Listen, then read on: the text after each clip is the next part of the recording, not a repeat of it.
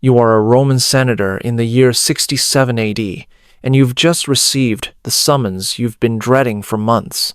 The imperial guards are at your door, their bronze armor gleaming in the torchlight, their faces masks of professional indifference. Your hands shake as you read the parchment bearing Nero's seal. You're commanded to attend a private dinner at the Golden House tonight. The scent of fear sweat mingles with the expensive oils you've applied to your skin, and your stomach churns with the knowledge that senators who attend these intimate gatherings often never return home. What you're about to discover about Emperor Nero's treatment of his enemies will make every horror movie you've ever seen look like a children's bedtime story. Recently discovered court records hidden in the Vatican's secret archives for over 1,500 years have finally revealed the true extent of Nero's sadistic creativity. Medical analysis of remains found beneath the Colosseum, combined with testimony from surviving witnesses that historians tried to suppress, paint a picture so disturbing that the Catholic Church sealed evidence away from public view. These aren't the sanitized stories you learned in school about a mad emperor who fiddled while Rome burned. These are documented accounts of systematic torture, psychological warfare, and creative cruelty that redefined the very concept of human suffering. Before we descend into the blood-soaked halls of the Golden House, if you enjoy learning about the hidden truths that shaped our world, consider hitting that like button. And comment below where you're watching from, because I find it incredible that we're exploring these ancient secrets together, connected across time and space, by our shared curiosity about what really happened in the shadows of the Roman Empire. To understand the full horror of Nero's reign of terror, we must journey through 3 levels of escalating nightmare. First, the public spectacles that Romans witnessed in the Colosseum, designed to break both victims and spectators through sheer psychological brutality. Then, the private tortures reserved for political enemies, where Nero's creativity reached heights that modern forensic psychologists struggle to comprehend. Finally, the ultimate revelation about what happened in the deepest chambers of the Golden House, where the emperor conducted experiments in human suffering that were so disturbing, early Christian historians refused to record them in detail.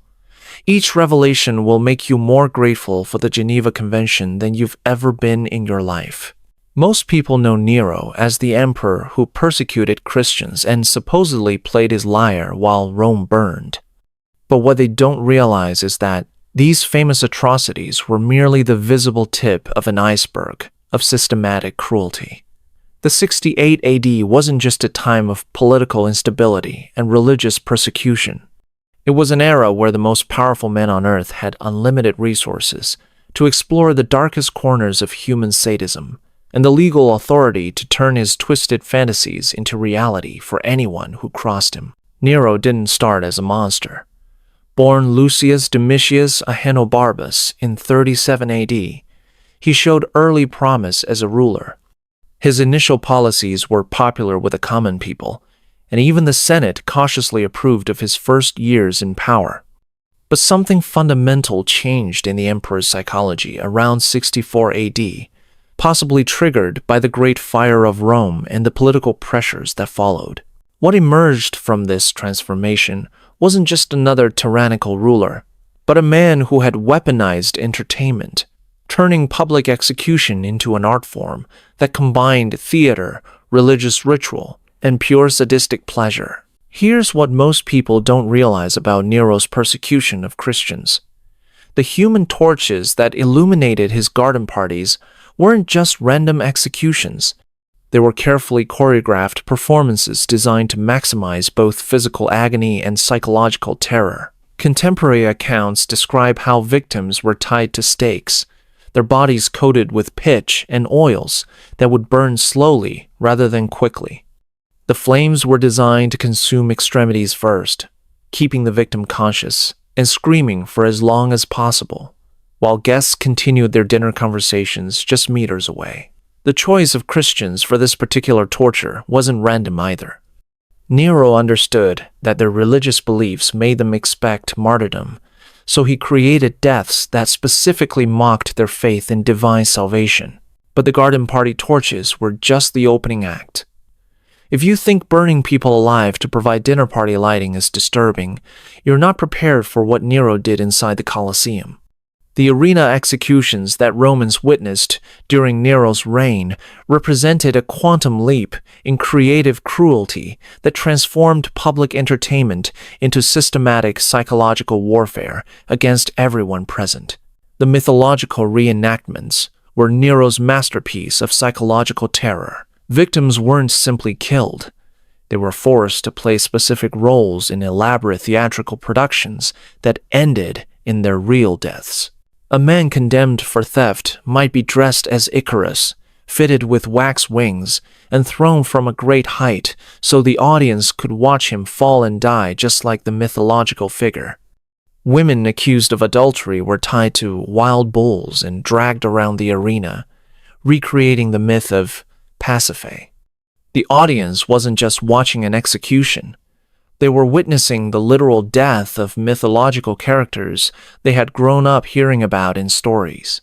The true genius of this system was how it implicated the spectators in the cruelty. Romans who attended these performances weren't passive observers of justice being served. They were active participants in elaborate fantasy scenarios where real people died to bring fictional stories to life. The psychological impact on the audience was as carefully calculated as the physical torture inflicted on the victims.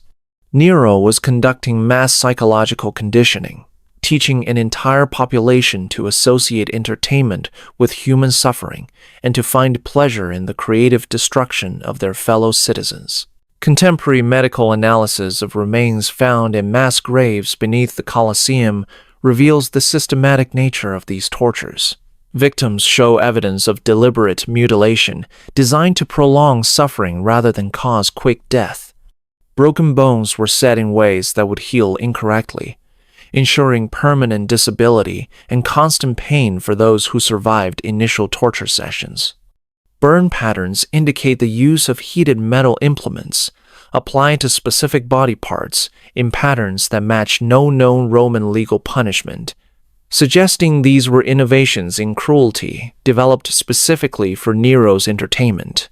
But even the public spectacles pale in comparison to what happened behind closed doors. The private tortures that Nero reserved for political enemies reveal a level of sadistic creativity that modern forensic psychologists struggle to comprehend. These weren't crimes of passion or even calculated political moves. They were methodical explorations of human suffering conducted by someone who had unlimited resources and absolute legal immunity. Let me tell you about Senator Marcus Flavius, a man whose crime was questioning Nero's artistic abilities during a Senate debate. Flavius was arrested in the middle of the night and taken to the Golden House, where he disappeared for 6 months before his body was found floating in the Tiber. The autopsy reports, recently discovered in church archives, reveal what happened during those missing months. Flavius had been kept alive through a series of progressively more severe tortures, each carefully designed to avoid causing death while maximizing psychological breakdown. His fingers had been broken and reset multiple times, creating permanent deformity but allowing the wounds to heal between sessions. His teeth had been systematically removed one by one over the course of weeks, with medical treatment provided to prevent infection and keep him conscious throughout the process. The most disturbing aspect of Flavius' case was the evidence of psychological torture that accompanied the physical abuse. Documents found in his cell show that Nero had forced him to write letters to his family describing fabricated sexual acts and political betrayals. These letters were then delivered to his wife and children, destroying his relationships and reputation while he was still alive to suffer the consequences. The emperor had turned torture into a form of psychological theater, where the victim was forced to participate in his own destruction. This brings us to the case that reveals the true depths of Nero's depravity. The story of Sporus represents not just individual cruelty, but a form of psychological warfare that modern psychologists recognize as among the most devastating forms of human abuse. Sporus was a young freedman, probably 14 or 15 years old, who caught Nero's attention because of his resemblance to the emperor's deceased wife, Poppaea Sabina. What Nero did to Sporus goes beyond simple sexual abuse into the realm of systematic identity destruction.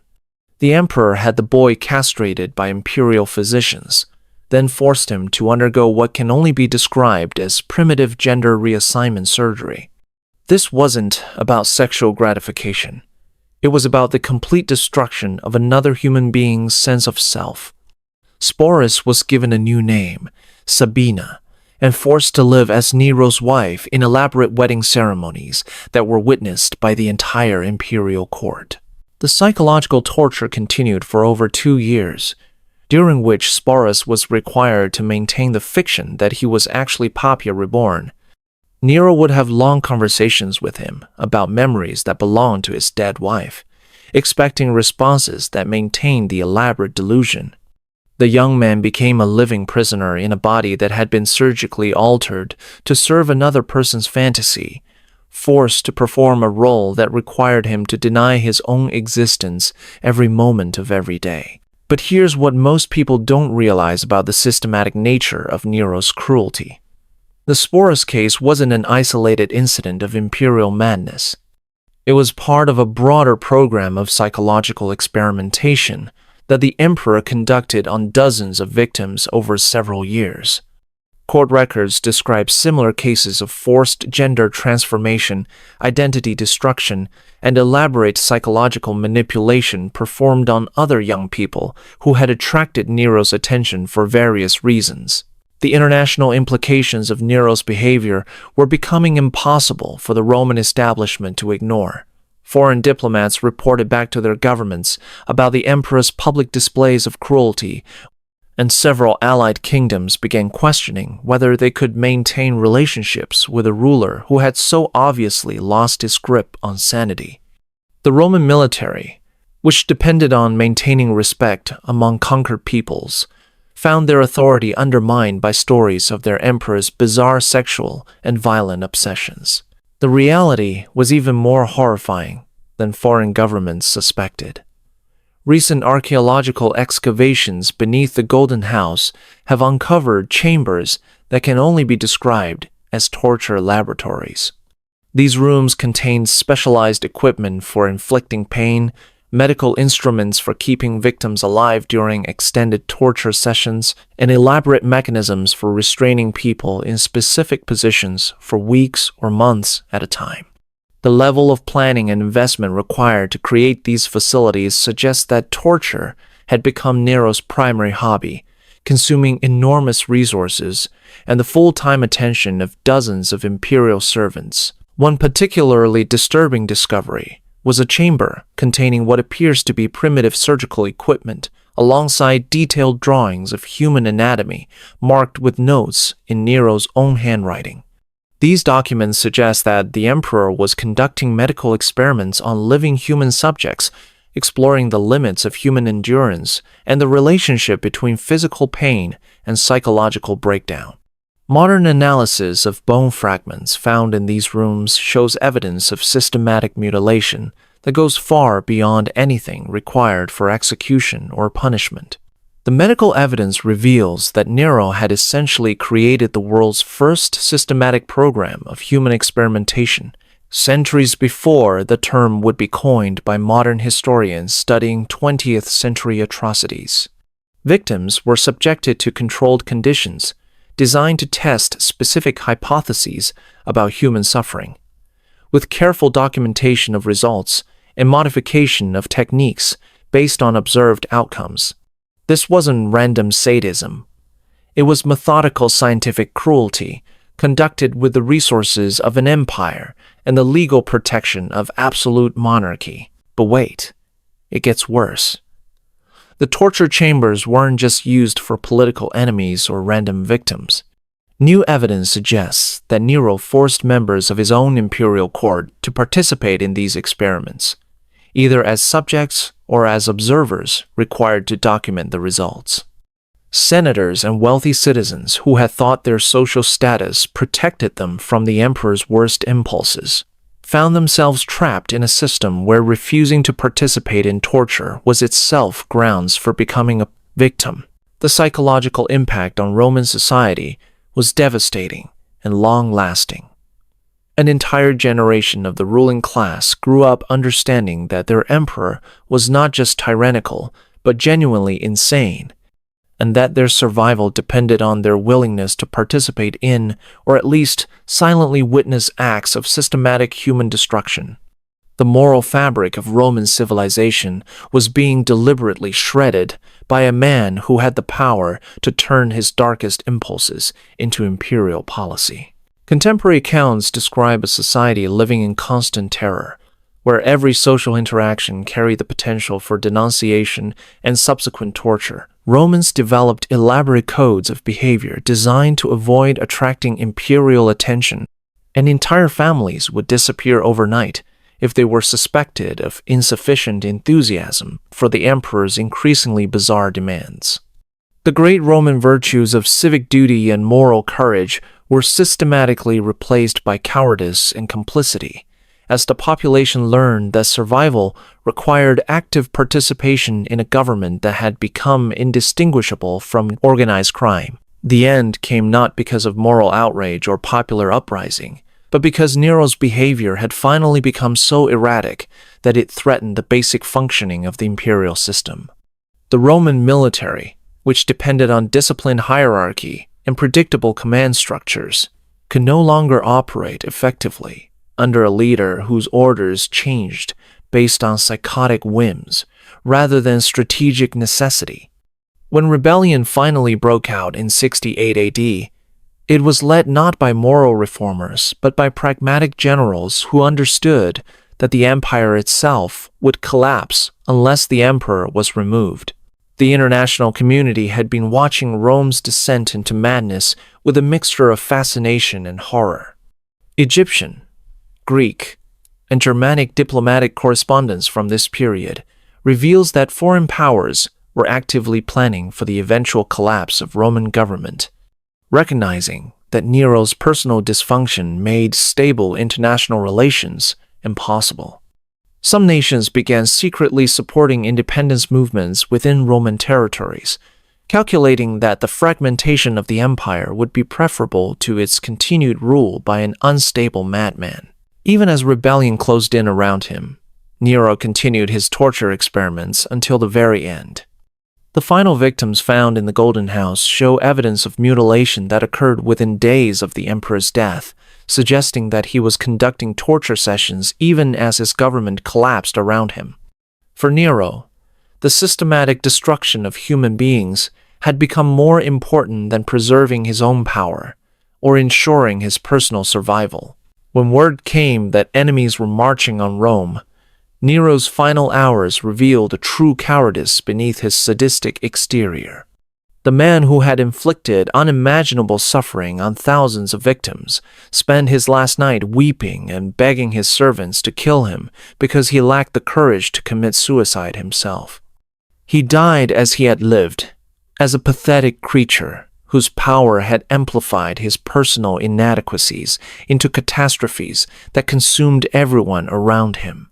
The discovery of Nero's torture chambers in recent archaeological excavations has forced historians to completely revise their understanding of his reign.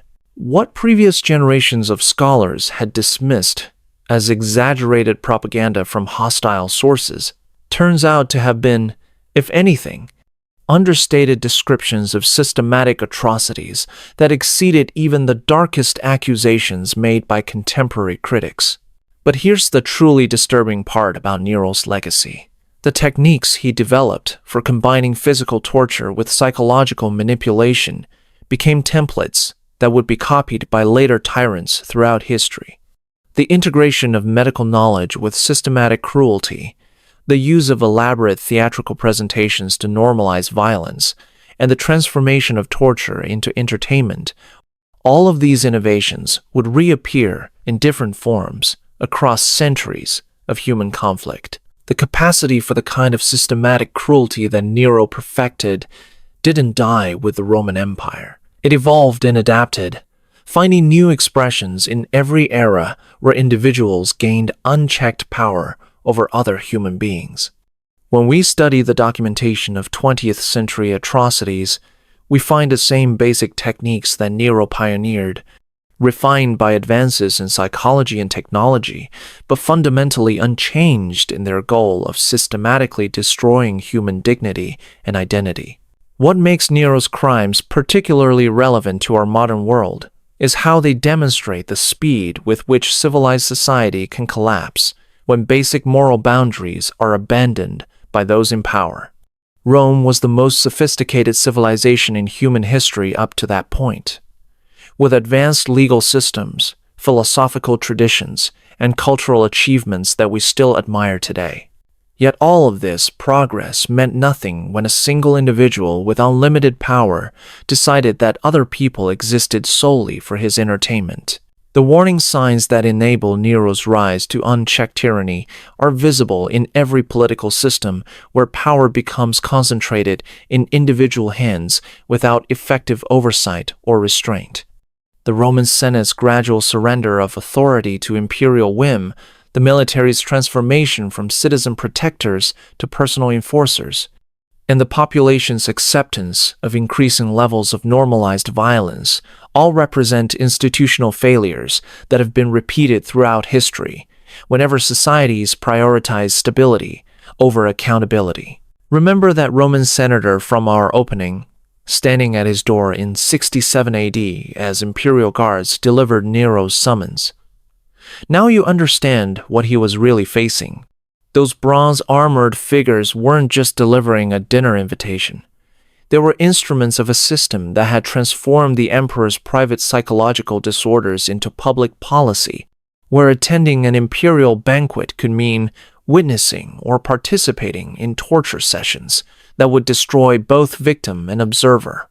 That senator was experiencing the ultimate consequence of political systems that concentrate power without accountability, where the personal pathology of one individual can be imposed on millions of people through the machinery of government. His fear wasn't just about personal survival. It was about being forced to participate in the systematic destruction of everything he had been raised to believe about civilization, justice, and human dignity. The physical evidence of Nero's torture chambers still exists beneath Rome, sealed away in archaeological sites that are closed to public access. The skeletal remains, the specialized equipment, and the documented procedures serve as permanent testimony to what happens when unlimited power meets unlimited sadism. These artifacts represent more than historical curiosities. They are warnings about the human capacity for evil when it operates without constraint or consequence. Before you think this kind of systematic torture is ancient history, consider how many modern governments have created similar programs of systematic human destruction, often using scientific advances to refine techniques that Nero could only dream of implementing. The same psychological mechanisms that enabled Roman society to accept and participate in imperial torture exist in every human community, waiting to be activated by the right combination of fear, authority, and moral abdication. If you're feeling disturbed by what you've learned today, that's the appropriate response. The victims of Nero's torture chambers deserve to be remembered, and their suffering warns us about what happens when societies allow individual pathology to become government policy. Subscribe for more hidden historical truths that explain why vigilance against unchecked power remains as relevant today as it was 2,000 years ago. Comment below with your most shocking takeaway from Nero's reign of terror. And if you think the emperor's systematic torture programs were disturbing, wait until you hear about what really happened during the Spanish Inquisition's secret trials.